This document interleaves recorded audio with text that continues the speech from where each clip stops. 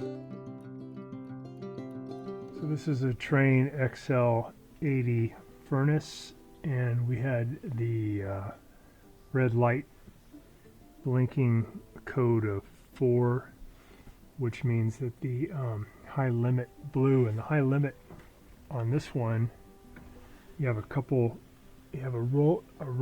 here and a rollout here. So these are, if there's a big flame that came out, something went wrong, it's going to shut everything off. So one thing you could do while you're here is just press in on this little button. This one doesn't move because it didn't blow. Same with, I think same with this one. But you can, while you're there, just press in on those.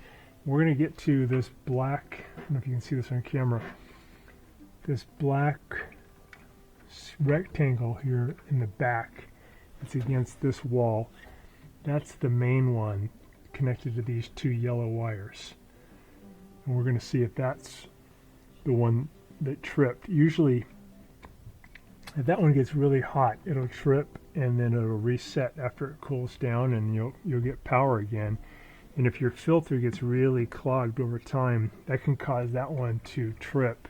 If that happens over and over, sometimes it stays in the tripped or open position, and you won't have any power. You'll get that warning light. So if that's the case, then you just have to remove a couple of screws to get that one out and replace it. We'll put a link in the description below where you can order one of those from Amazon. But we're just going to take those 2 wires out right now and then take a look. So to give me access, I'm going to reach in from the right. It's kind of crowded here. And pull out this one wire. Get it out toward me.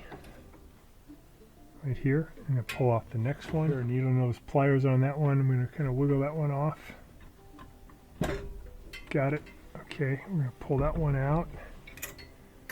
And if we bridge these 2 together, I think we'll get the igniter working again. We'll take a look. A continuity check by putting my probes on the 2 terminals on that high limit. Should hear that if it's a good one. If it hasn't tripped. I can reach it. It's tricky to get in at this angle. Let me see if I can come in from this side.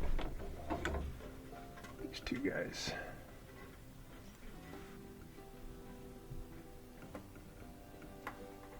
You got one on there.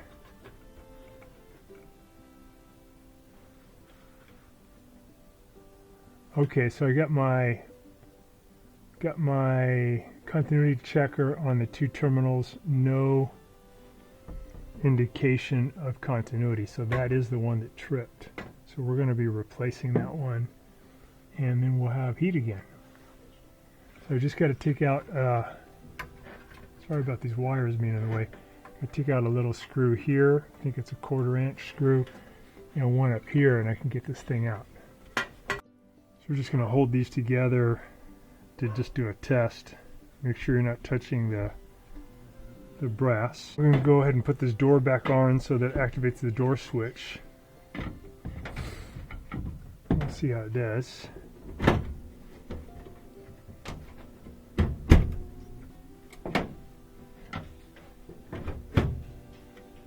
Okay, got power. Let's put these 2 guys together. See if we get the ignition going. I see the igniter. There we go. It's glowing. It's about 30 seconds in. We got the glow. There we got the heat. Yeah, that's it. Cool. All right, so we're just going to replace that. We got it. Cut the power.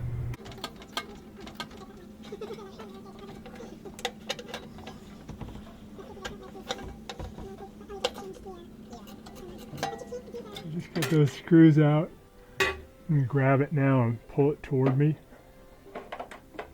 Pull it out this way. So it's about 3 inches, and then it's got this little guy at the end. So we're just going to be replacing this thing. And this is a C340056 P as in Paul, 0 B as in boy. That's the part number. And this little thing is malfunctioned. A lot of people find that if they tap this, that they then get continuity, which is cool. So it'll work again, but then it may cut out on you again. Let's see if I gave it continuity. So this is the original made by Texas Instruments, and this is again part number C as in cat 340056, P as in Paul 0, and I believe it's a B. It might be an 8 at the end. And we'll put it in the description. I'm going to put the new one back in. So I'll go in at a little bit of an angle to get that projection in there. And I'll just add those screws and then add the wires again. We got our limiter back into place, and we're just going to put these wires back on. Make sure they're nice and snug. There's one. Here's the other one.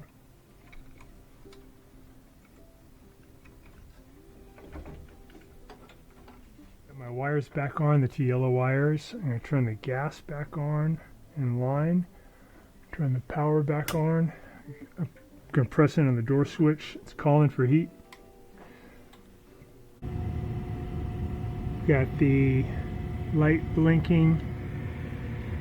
It's going to take about 30 seconds before it will activate the igniter. There's the igniter starting to glow.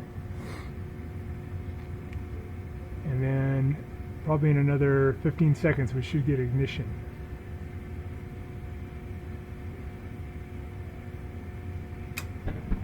There we go. Looks good. Nice blue flames. There's the secondary flames coming in, so we got full heat. Perfect. Another high limit you guys should check though is down near the bottom on the blower housing. Right there. Make sure you have continuity there too. I think that'll stop everything. That's if the blower overheats. Thanks so much for watching our video today. I hope that this video has saved you some time and money. And if so, could you please press down in the video description below the donation link and send us a donation so we can keep this service going. Thanks again. And if you have any questions about this repair, could you contact me at scottthefixitguy@yahoo.com. So thanks again for watching, and we'll see you on the next one.